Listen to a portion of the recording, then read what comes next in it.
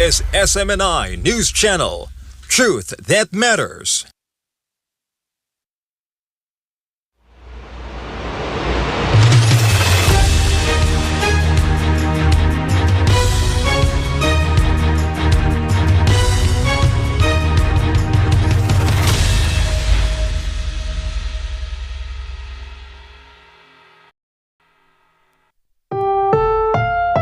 This program is rated PG. It contains themes and scenes which may not be suitable for very young audiences. Parental guidance is advised.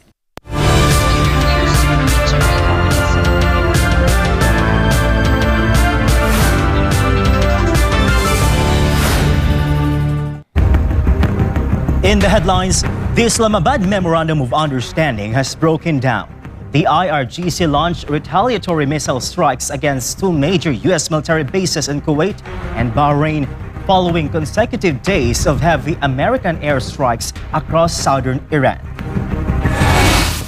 A desperate race against time in South America. More than 1,600 international first responders have arrived in Venezuela to join local emergency crews, digging through the rubble as the death toll from the catastrophic twin earthquakes nears 1,500.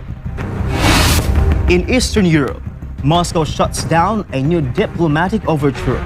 Russian President Vladimir Putin has flatly rejected a proposal from Kyiv to restrict military action strictly to 4 regions, arguing the move was a strategic ploy to let Ukraine safely redeploy its troops amid severe personnel shortages. Mass panic and a heavy security clampdown in South Africa. Swarms of Zimbabwean nationals are fleeing Johannesburg ahead of a highly continuous anti-foreign protest deadline. Heavily armed police have intensified stop and search operations across the city to prevent violence. Israeli Prime Minister Benjamin Netanyahu is celebrating a United States-mediated framework agreement with Lebanon, vowing to permanently retain an Israeli security zone while dismantling Hezbollah's remaining infrastructure. And an extraordinary environmental emergency in the United States. A quiet neighborhood in southeast Texas remains under a strict lockdown tonight after a commercial semi-truck flipped into a ditch, rupturing over 400 hives and unleashing an estimated 24 million agitated honeybees into the air.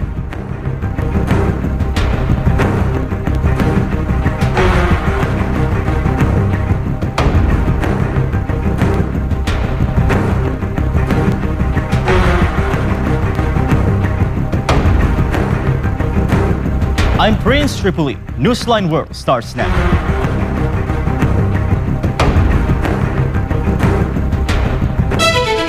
Our first story, the fragile Islamabad Memorandum of Understanding apparently collapsed after the IRGC launched retaliatory missile strikes against two major U.S. bases in Kuwait and Bahrain, following consecutive days of American bombardments in southern Iran. Rahil Parba reports. The fragile Middle East peace roadmap has unraveled into direct military confrontation. Iran's Islamic Revolutionary Guard Corps launched a wave of missile and drone strikes early Sunday, targeting key U.S. military facilities at Ali Al Salim Air Base in Kuwait and the U.S. 5th Fleet headquarters in Bahrain. The attacks prompted regional air defense responses and renewed concerns over the security of the Gulf. The strikes followed successive U.S. Central Command operations inside southern Iran after an earlier drone attack on a commercial tanker near the Strait of Hormuz. American forces targeted coastal surveillance sites, air defense positions, and drone facilities in Qishm Island and in Sirik. Iranian military officials defended the retaliation, insisting that regulating navigation through the Strait of Hormuz remains within Tehran's sovereign authority and warning that any further U.S. military actions would draw a stronger response. The escalation has effectively sidelined the recently established IRGC CENTCOM deconfliction mechanism, which was created during the Bergenstock talks to reduce the risk of direct confrontation. Authorities in Kuwait and Bahrain confirmed air defense systems intercepted incoming threats, while U.S. officials convened emergency national security consultations. The renewed exchange has cast fresh uncertainty over diplomatic efforts, raising fears that the latest fighting could derail negotiations aimed at securing longer-term regional settlement. This has been Rahil Parba, your Global Citizen correspondent, reporting for Newsline World. Israeli Prime Minister Benjamin Netanyahu lauded a new United States-mediated framework agreement with Lebanon as a historic achievement that breaks the Iranian axis, dismantles Hezbollah's border infrastructure, and solidifies Israel's military dominance. Carlo de la Peña has the details. The geopolitical architecture of the Levant has shifted dramatically following the signing of a landmark, Washington-mediated bilateral accord. Israeli Prime Minister Benjamin Netanyahu on Saturday aggressively claimed a total strategic victory over Tehran and its regional proxies.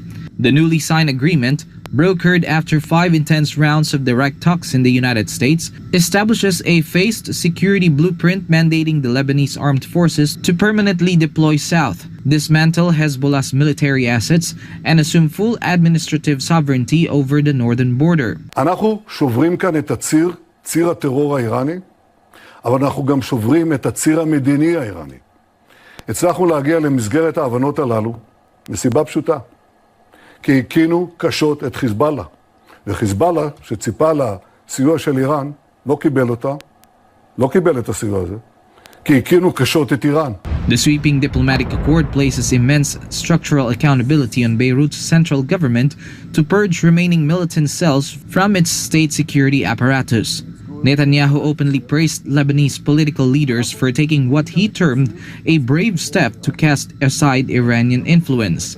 However, despite the formal cessation framework, the Prime Minister emphasized that the Israeli Defense Forces have no intention of fully withdrawing from their newly captured security zone, a buffer encompassing up to 8% of Lebanese territory south of the Litani River, until active security baselines are permanently verified. אנחנו אמרנו מלכתחילה, אנחנו לא היינו צד להסכם בין ארצות הברית ואיראן, אבל זה לא אומר שאין לנו אינטרסים. יש לנו אינטרסים, אנחנו גם נביע אותם. אגב, גם הנושא המרכזי, שהוא הנושא הגרעיני, אני מתכוון לשלוח משלחת לוושינגטון, שתבהיר מהם האינטרסים הישראלים. אבל אני בוודאי עומד על האינטרסים הישראלים כאן בגבולנו, והבהרתי מלכתחילה, אנחנו לא נצא מאזור הביטחון. אני חושב שכל אחד מבין את זה. The historic breakthrough faces a fierce, immediate backlash from Hezbollah leadership, who slammed the accord as an absolute humiliation and warned of potential domestic civil conflict. Meanwhile, pledging to form a broad national unity government to address contentious judicial reforms and orthodox military recruitment laws, Netanyahu maintained that the strategic defeat of the Iranian Axis will ultimately allow Jerusalem to permanently change the face of the Middle East. Reporting for Newsline World, this has been Carlo de la Peña, SMNI News. More than 1,600 first foreign responders have joined Venezuelan emergency crews in a desperate race against time, following catastrophic twin earthquakes that flattened entire coastal towns. Jane Cugnita has the latest updates. A monumental international humanitarian rescue mechanism is fully operational across northern Venezuela, following Wednesday's devastating double strike of magnitude 7.2 and 7.5 earthquakes. Specialized recovery squads from 20 nations have arrived to scale up the clearing of flattened structural debris. In the hard-hit coastal enclave of Caraballieda, members of El Salvador's humanitarian rescue unit made a miraculous audio contact with Belkis Barreto, a local woman trapped beneath layers of concrete inside the collapsed Briogan residential building, triggering a highly delicate extraction effort.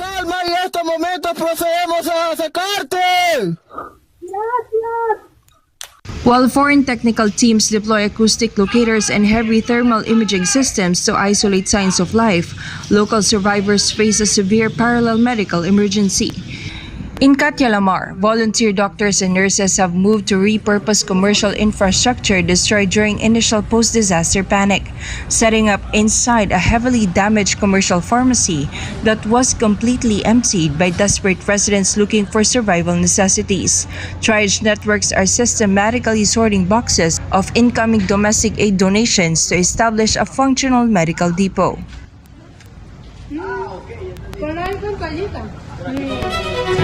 Tomamos este lugar como centro de acopio para lo que vendría siendo insumos médicos de importancia, incalculable. Sucede que, estos anaqueles fueron saqueados lamentablemente por la misma necesidad de los ciudadanos Pero bueno, aquí donde está todo este desastre, nosotros buscamos la forma de hacer un centro de acopio y organizarlo.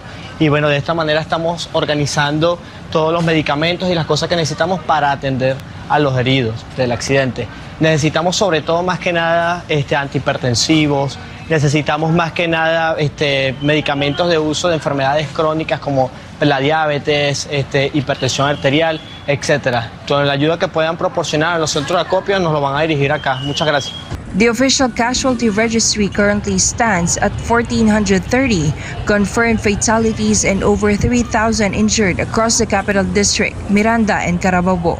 However, with more than 50,000 citizens still officially listed as missing or unaccounted for under the rubble, federal defense ministries have deployed heavy military police units across La Guaira state.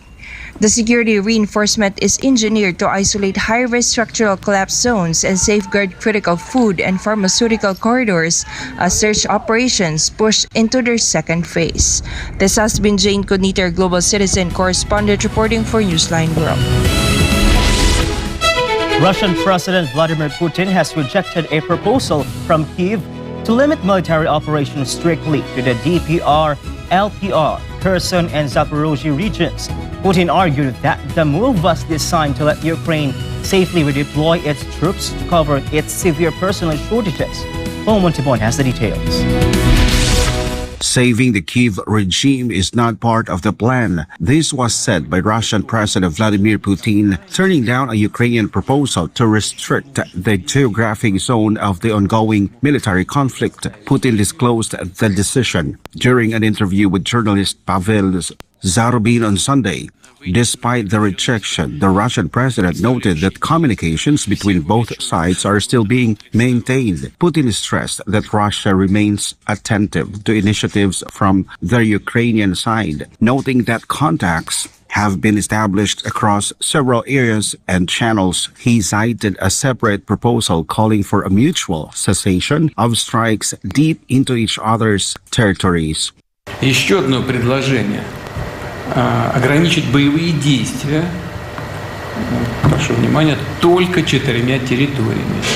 То есть проводить боевые действия только в Херсонской области, Запорожской области, Донецкой Народной Республике и Луганской Народной Республике. А на всех остальных территориях боевые действия прекратить. Тоже понятно почему. Потому что это даст, если мы пойдем на это даст возможность ВСУ снять свои войска из Николаевской области, Днепропетровской области, Харьковской и Сумской областей, а также с некоторых участков госграницы. И перебросить эти подразделения в 4 вышеназванных региона. В условиях катастрофического дефицита личного состава ВСУ, видимо, полагает, что это могло бы быть для них спасением. Но спасать киевский режим в наши планы. The recall broke out in late February 2022 after Moscow recognized the independence of the Donetsk and Lugansk People's Republics, claiming Kiev failed to uphold the 2014 Minsk agreements and demanding Ukrainian neutrality during NATO. Kyiv denounced the action as an invasion, prompting President Vladimir Zelensky to impose martial law and a general mobilization, while the European Union and the United States continue to enforce several rounds of sanctions on Moscow. For God of my country, the Philippines, reporting for Newsline World, this has been Paul Montibon, SMNA News. Up next, mass panic and a heavy security clampdown in South Africa. Swarms of Zimbabwean nationals are fleeing Johannesburg ahead of a highly contentious anti-foreigner protest deadline. Heavily armed police have intensified stop and search operations across the city to prevent violence. And an extraordinary environmental emergency in the United States. A quiet neighborhood in Southeast Texas remains under a strict lockdown tonight after a commercial semi-truck flipped into a ditch, rupturing over 400 hives and unleashing an estimated 24 million agitated honeybees into the air. More news when Newsline World returns.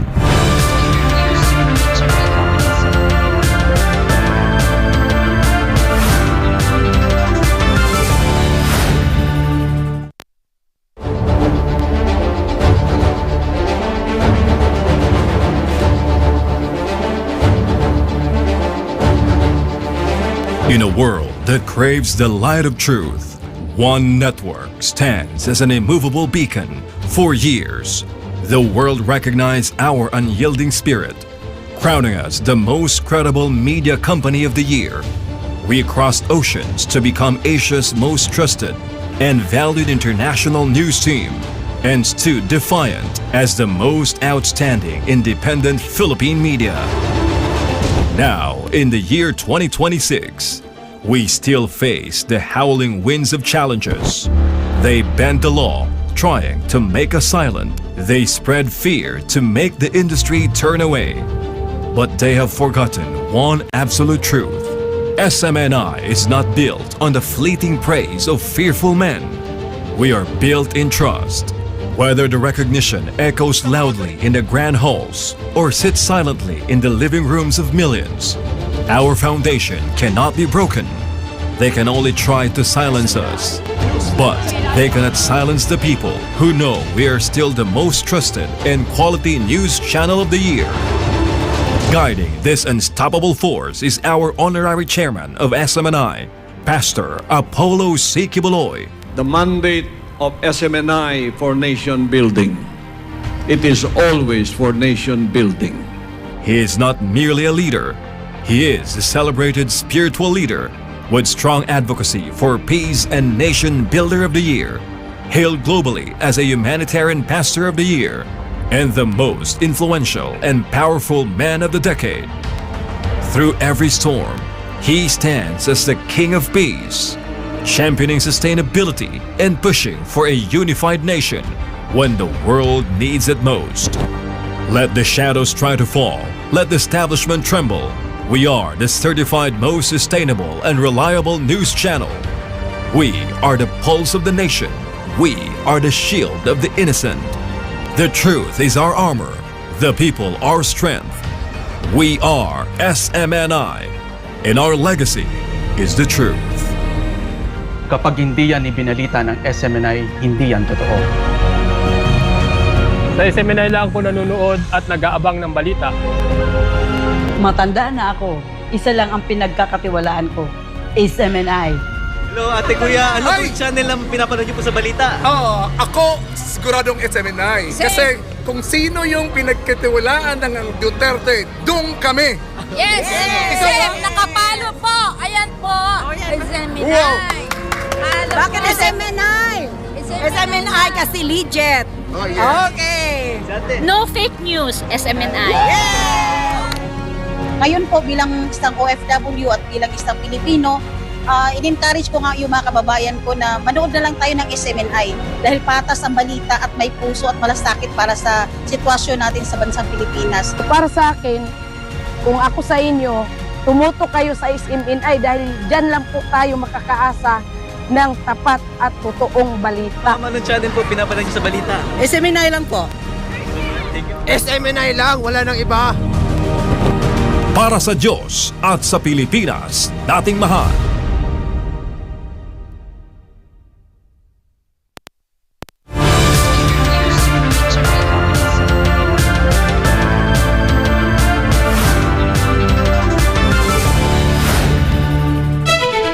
And we're back. Hundreds of demonstrators gathered in France to demand justice for 17-year-old Louise, a teenager who was fatally beaten in an ambush. The march has fueled sharp public debate regarding security, youth protection, and the government's handling of vulnerable minors within child welfare institutions. Rahil Parba tells us more. A community in southern France is demanding accountability following a violent assault that ended the life of a local teenager named Louis. Louis, 17 years old, was fatally beaten in a pre-planned ambush in Narbonne, an attack that was filmed by his perpetrators. He was assaulted by a group of 5 people, leaving him severely wounded. He spent 3 days in a coma before succumbing to his injuries on June 23rd. This is sparked public anger and blacklist. Demonstrators marched through Narbonne with a central banner reading "Justice for Louis," before gathering for formal speeches and a rally. Flowers and handwritten messages were later placed at a temporary memorial dedicated to 17-year-old victim. Public grift at the rally quickly turned into direct political criticism aimed at the state's security and judicial policies. Law enforcement authorities have detained 5 suspects in connection with a fatal beating. The detained individuals include 3 minors who reportedly knew the victim through state child welfare institutions. This has been Virgil Parba, your Global Citizen correspondent, reporting for Newsline World. Growing numbers of Zimbabwean nationals are fleeing Johannesburg ahead of a planned nationwide anti-immigration protest on Tuesday, June 30. Long lines of travelers are packing bus terminals to return home as South African police intensify stop and search operations and detentions across the city. Daniela Paulite tells us more. As a highly controversial protest deadline approaches, growing numbers of Zimbabwean nationals left Johannesburg on Saturday amid fears over anti-immigration protests planned for Tuesday.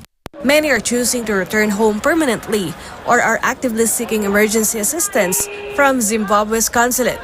There were queues of travelers with suitcases at Johannesburg's Newtown Zimbabwe bus terminus as they boarded buses bound for Zimbabwe.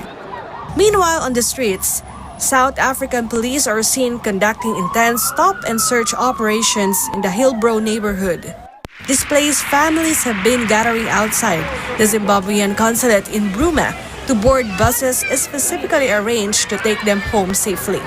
The sudden departures come directly ahead of nationwide anti-immigration demonstrations planned for June 30th.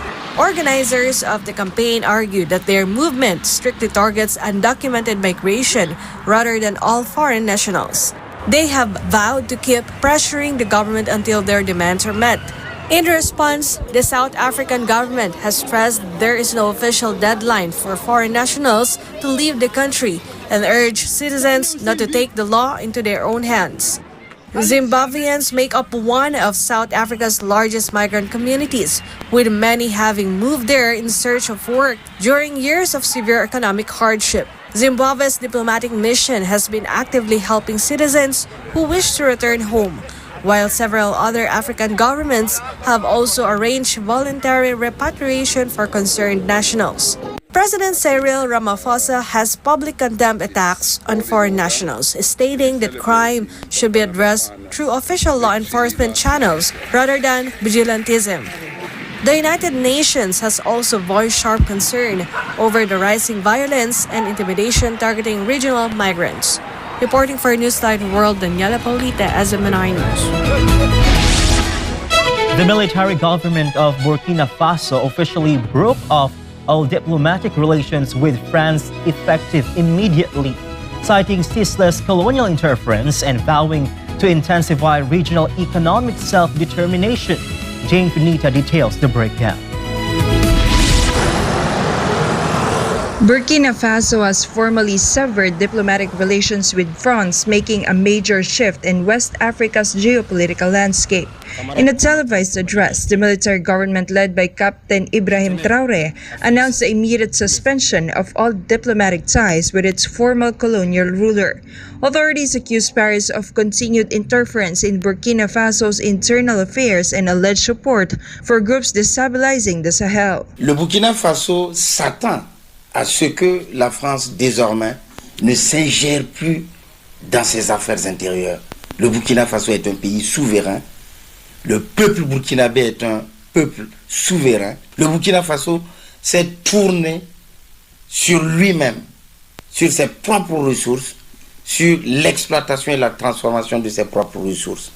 Donc, il n'y aura aucun effet puisque le Burkina Faso a emboîté une trajectoire de l'autodétermination, de l'autoconstruction, de la souveraineté économique. The decision follows years of worsening relations since Captain Traoré took power in 2022. Burkina Faso has already ended defense agreements with France and expelled French troops, while Paris rejected the latest accusations and said it is reviewing its response. La France a des grandes industries qui fonctionnent au Burkina Faso et ces industries, pour réellement se redynamiser et enfin d'avoir des marchés très puissants au Burkina Faso, et ces entreprises passaient par l'État français pour réellement mener des relations diplomatiques avec l'État burkinabé pour avoir des grands marchés. Et aujourd'hui, avec l'interruption de ces marchés, ces entreprises seront obligées de soit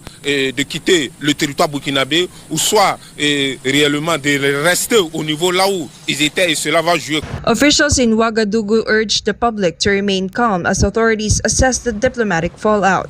Analysts say the move could further accelerate the regional shift away from traditional Western partners, with neighboring military-led governments expected to deepen their own sovereign foreign policy agendas. This has been Jane Cogniter, Global Citizen Correspondent, reporting for Newsline World.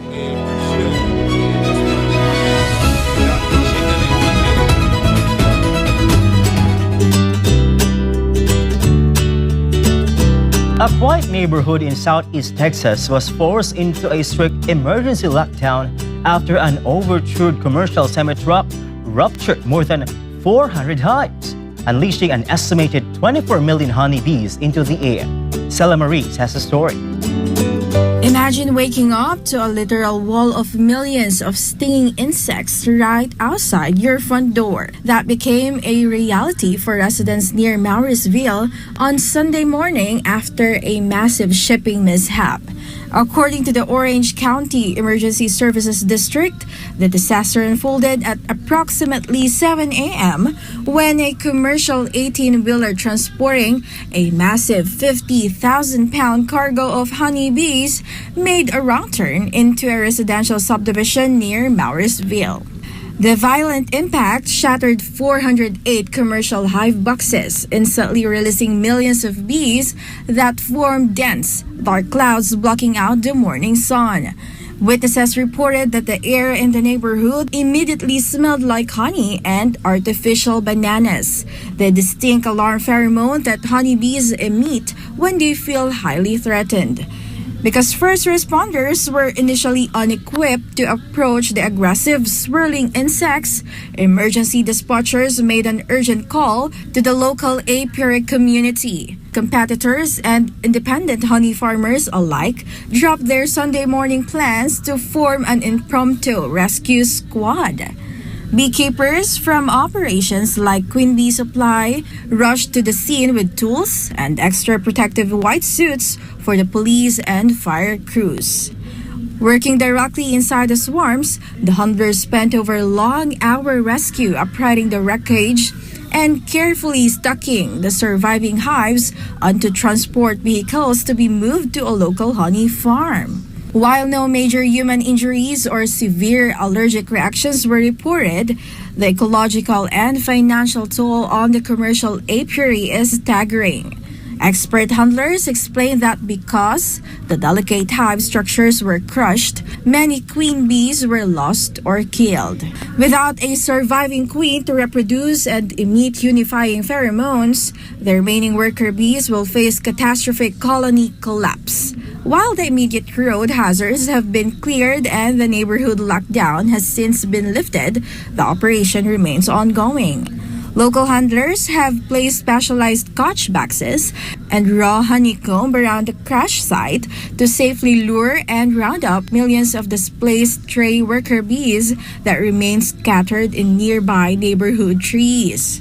The bees were just a few miles into 1,500-mile cross-country transit to North Dakota, where they were contracted to pollinate critical summer agricultural crops. This has been Stella Maris, your citizen correspondent, reporting for Newsline World.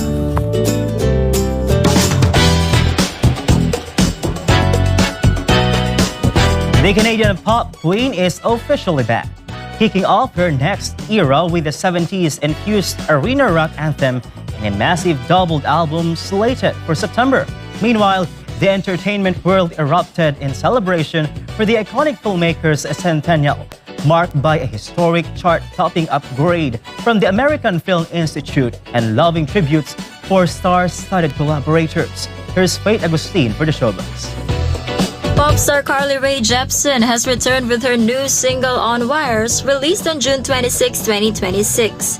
The track serves as a first teaser for her highly anticipated 8th studio album Day and Night, a 24-track double record set to release on September 18th. Jepsen shifts her musical style with her new single On Wires, a groovy 70s-infused track featuring an explosive arena rock chorus. Co-written by Jepsen, Nate Seifert, and producer Kyle Shearer, the song is accompanied by a music video directed by Caio Vieira. While the official track list for Day and Night remains under wraps, the ambitious project will be split evenly to fit its concepts, featuring 12 tracks on the day side and 12 on the night side. The double-sided album format has become a beloved signature for Carly Rae Jepsen across past projects like Emotion, Dedicated, and The Loveliest Time, with her latest single hinting at another thrilling musical era. Meanwhile, Hollywood royalty officially has a new centenarian.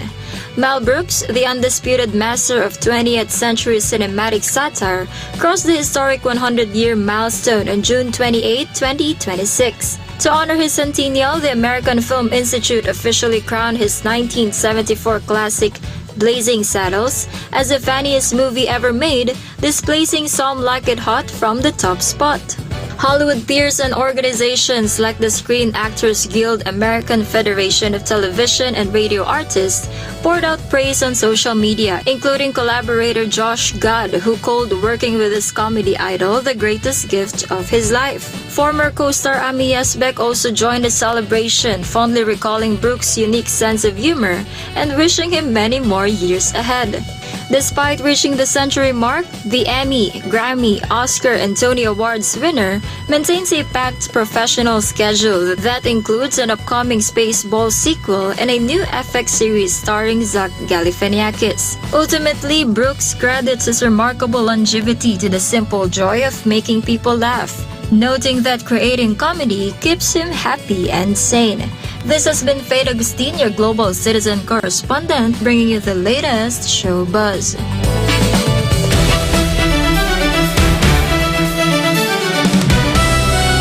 For sports updates, Molly Packer enjoyed a fairy tale farewell as Saracens defeated Trailfinders to capture a record 4th Premiership Women's Rugby title. Meanwhile, Stephen Eustacio scored a dramatic stoppage time winner as Canada defeated South Africa to reach the World Cup last 16 for the first time. Carly La Peña tells us more. Marley Packer scored 2 first-half tries in her final appearance for Saracens women, helping the club overpower Trailfinders women in the Premiership Women's Rugby Final. Saracens built a commanding 26-0 halftime lead before adding 4 more tries after the break to seal the club's first Premiership Women's Rugby title and a record 4th English League Championship overall. Jess Breach starred with 2 tries, while Zoe Harrison, Olivia Apps, and Sophie De Goody also played key roles in the dominant victory. Trailfinders, appearing in their first league final after an impressive breakthrough season, managed 2 second-half tries but were unable to match Saracens' experience in clinical finishing. Packer, who is leaving Saracens after 9 seasons to join Harlequins women, lifted the trophy alongside co-captain Harrison to end her time with the club on a high. Saracens reclaimed the league crown in emphatic fashion, while Packer's memorable farewell capped a remarkable 9-year spell that produced 4 national titles. Meanwhile, Stephen Eustacio struck in the 2nd minute of stoppage time to give co-hosts Canada a hard-fought victory over South Africa and secure a historic place in the knockout stage. With the match seemingly headed for extra time, Eustacio unleashed a low shot from the edge of the penalty area to seal Canada's first ever World Cup last 16 appearance. Canada dominated much of the contest, creating the better chances as Jonathan David, Promise David, and substitute Alphonso Davis all threatened the South African defense. South Africa managed only 1 shot on target and were eliminated after failing to capitalize on their opportunities. After the final whistle, Canada coach Jesse March praised his players, calling them Canadian heroes for inspiring the next generation of football in the country. Canada advanced to the round of 16 for the first time in tournament history and will next face either Morocco or the Netherlands as their memorable World Cup campaign continues. Reporting for Newsline World, this has been Carlo De La Peña bringing you the latest sports news. And before we end, may we inspire with the words of the song.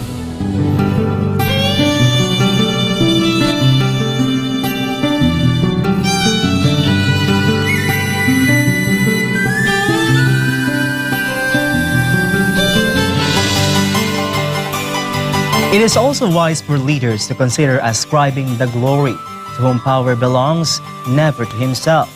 Rulers are to be honored as a man and never to be worshipped as a god.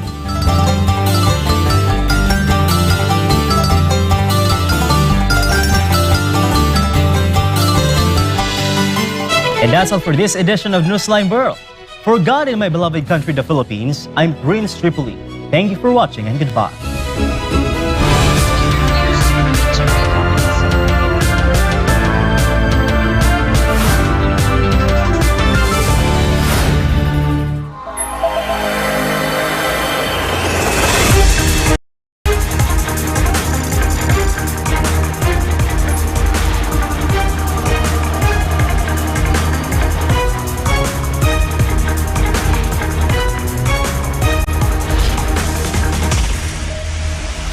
This is SMNI News Channel.